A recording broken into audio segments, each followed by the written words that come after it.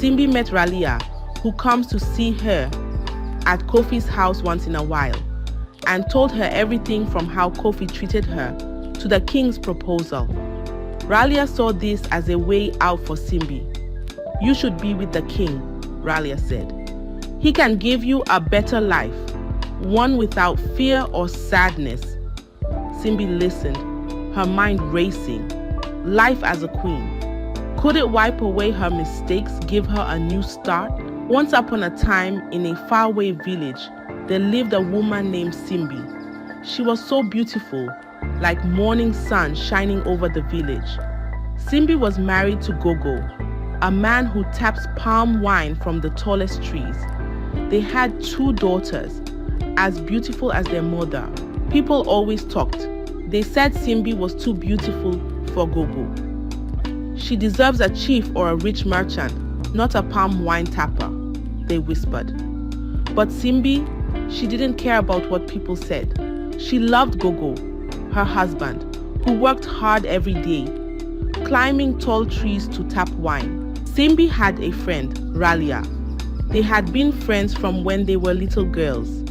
She often come and visit Simbi in her home. Ralia was beautiful too, but unlike Simbi, she was not married.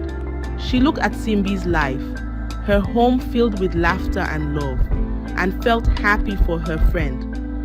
But like others, Ralia sometimes wondered out loud, "Simbi, you could have married anyone. Why Gogo?" Simbi would just smile. Her love for Gogo as deep as the roots of the palm trees he climbed. Their life was simple, but full of joy. Gogo would return in the evening, his gourd full of fresh palm wine.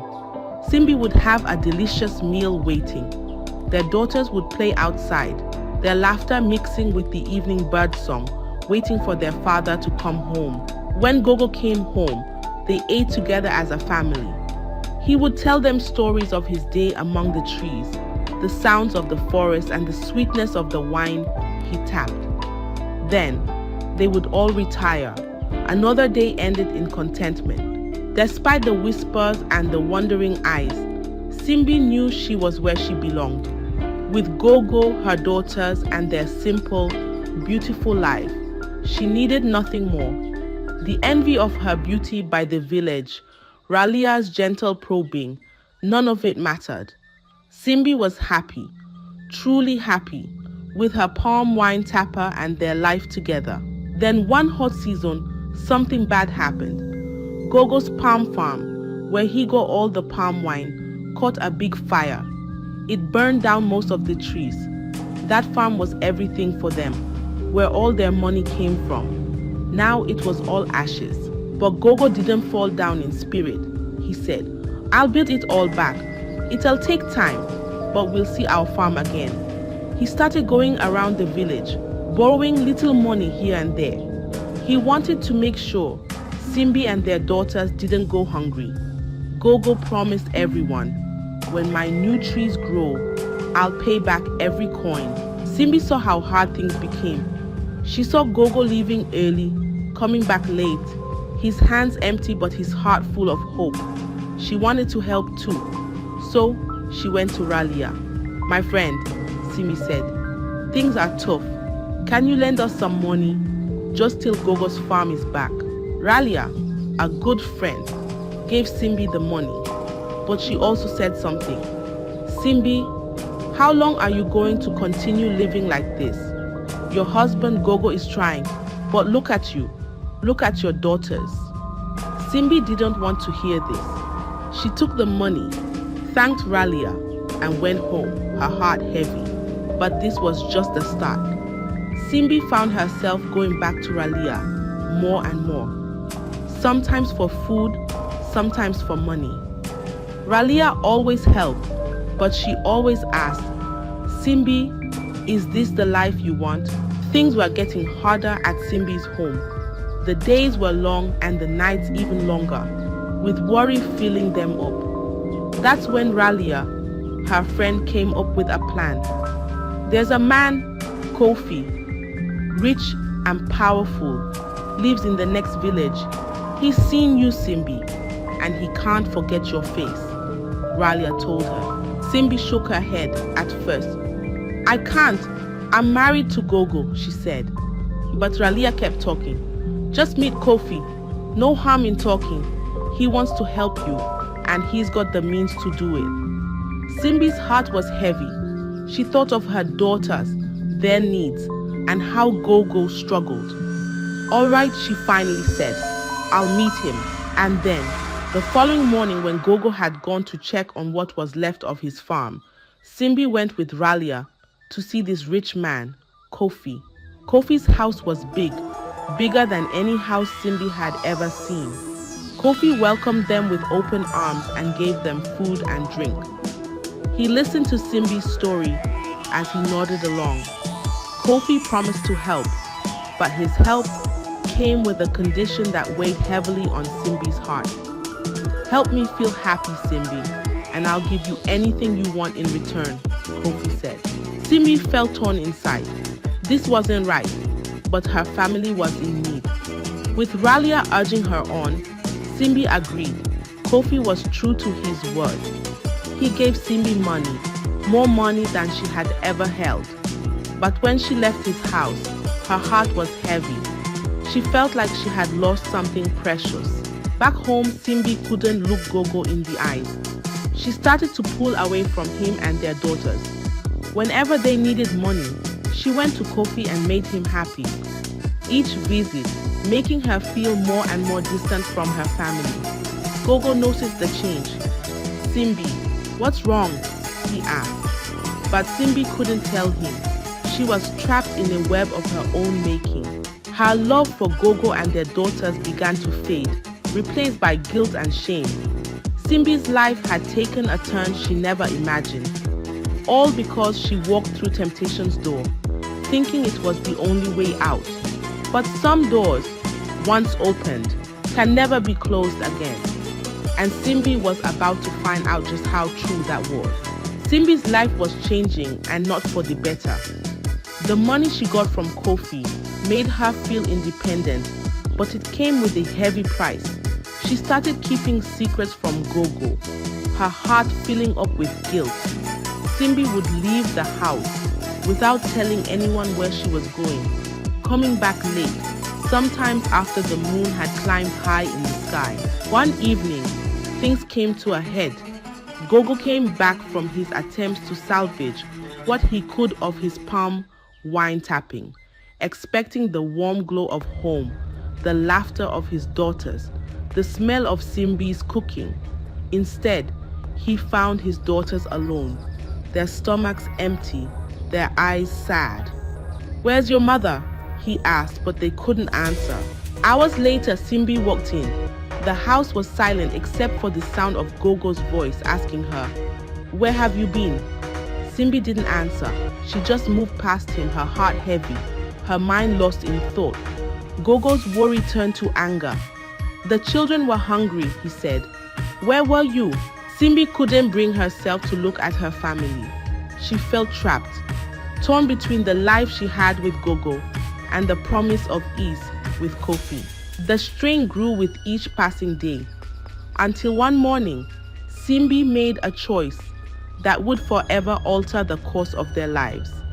She decided to leave, convinced that a life with Kofi, filled with wealth and ease, would be better than the struggles she faced with Gogo, the poor palm wine tapper.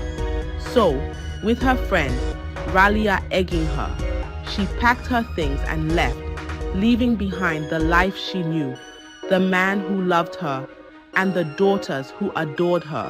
Simbi left her family, walking away from the love and hardship towards a future she thought would be brighter. But as she stepped into Kofi's world, she couldn't shake off the feeling that she had made a terrible mistake.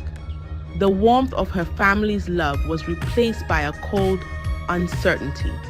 She had chosen a path that seemed paved with gold, but she would soon learn that all that glitters is not gold. And so, the unraveling of Simbi's life had begun, a thread pulled loose that would unravel everything she had ever known and loved. Simbi's new life with Kofi started like a dream. a big house, fine clothes, more food than she could ever eat.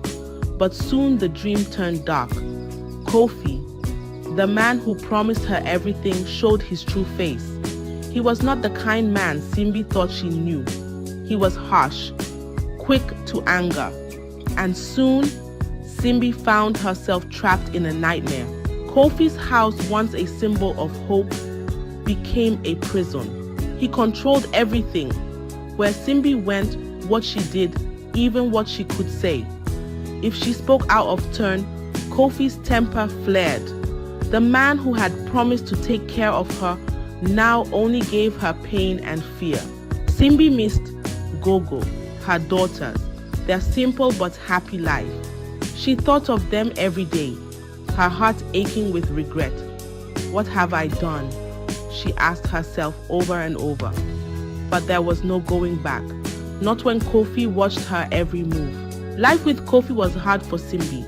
Every day was the same, work, sadness, and Kofi's harsh words. But one day, something different happened. The king of the nearby village, a kind man loved by all, saw Simbi. He was out for his walk, like he always did when he saw her. Her beauty, even in her sadness, caught his eye. He walked over and talked to her. He had heard of her, but seeing her, he felt something stir in his heart. He offered her a chance to be his queen, thinking she wasn't tied to anyone since she was away from her home. Simbi was shocked. Marry the king? A part of her wanted to say yes, to escape the life she had with Kofi. But she told the king about Kofi, saying no to his proposal. She thought that was the end of it, but inside, her heart held onto a flicker of hope. Some days later, Simbi met Ralia, who comes to see her at Kofi's house once in a while, and told her everything from how Kofi treated her to the king's proposal. Ralia saw this as a way out for Simbi. You should be with the king, Ralia said. He can give you a better life, one without fear or sadness. Simbi listened, her mind racing. Life as a queen. Could it wipe away her mistakes, give her a new start? After many talks, Simbi agreed. Ralia helped her plan how to leave Kofi without him knowing. It was risky, but Simbi decided she couldn't take it anymore. She had to get away, for her sake, for her daughters. Planning her escape was dangerous. If Kofi found out, she didn't want to think about what he might do. But the thought of freedom gave her the courage she needed. It wasn't easy. Kofi's house was always guarded, the gates locked. So they waited for the right moment. When Kofi was away to a faraway village, Simbi, under the cover of darkness, she managed to slip away one night, leaving everything behind, the pain, the fear, the shadow of her former self. And then she went straight to the king and told him she was free from Kofi, ready to be his queen. The king welcomed her with open arms, and just like that, Simbi's life changed. She stepped into the palace, not as a guest, but as the future queen, her heart filled with a mix of fear, hope, and a desire for a fresh start. This was Simbi's chance, a door open to a new path. She knew it wouldn't be easy, but the promise of a better tomorrow, of kindness and respect, was enough to light her way.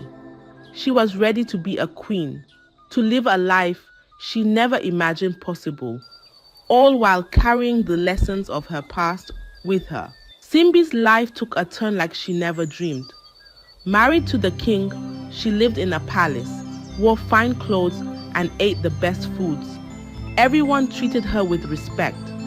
For a while, Simbi felt like she was living in a dream. She had escaped the sadness with Kofi and now was a queen, loved and admired. But this dream didn't last.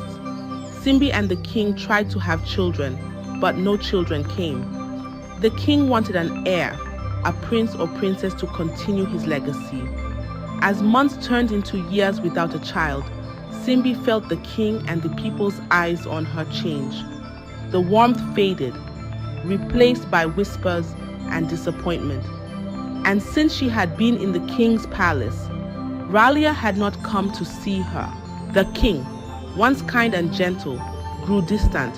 Simbi tried everything, prayed, visited healers, but nothing worked. Then, the day came when the king called her to his chamber.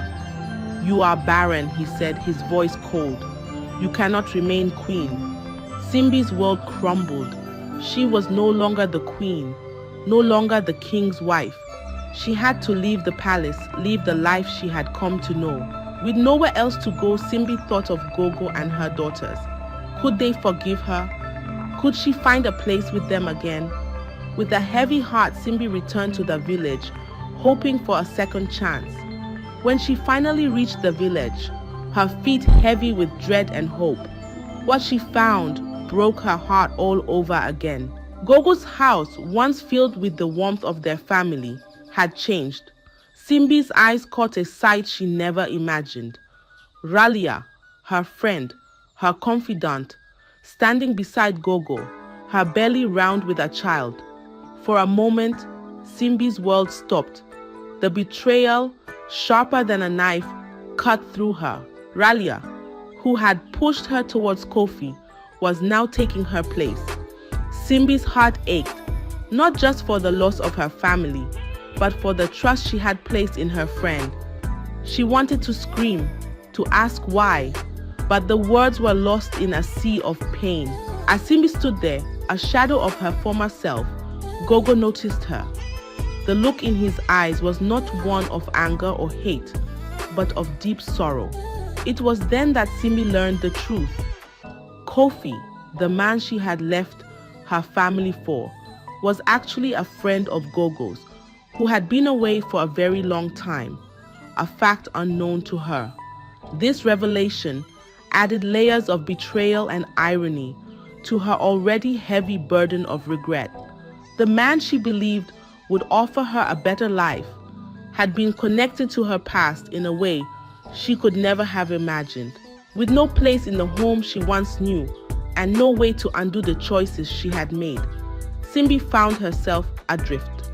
She settled on the outskirts of the village, living a life marred by solitude and regret. The vibrant, loving woman who once filled her home with laughter and warmth was now a shadow of her former self, haunted by the memories of what she had lost. Simbi's story became a somber lesson for the village, a tale of warning about the dangers of forsaking true love and family for the allure of wealth and comfort. It underscored a timeless wisdom, the true value of love and family, often only realized in their absence. Simbi learned, in the hardest way possible, that the grass is not always greener on the other side, and that the riches of the heart far outweigh material wealth. Her life, once full of possibilities and joy, was now a testament to the moral lesson that resonates with all who knew her story. You don't know the value of what you have until you lose them. Simbi's journey from love to loss and her eventual living in the shadow of her decisions serve as a poignant reminder to cherish and hold dear the love and family we are blessed with. I hope you enjoyed the tale. If so, please like the video, share it with your family and friends, comment on it, and don't forget to subscribe to the channel and turn on the notification bell for more enchanting tales like this one. Goodbye.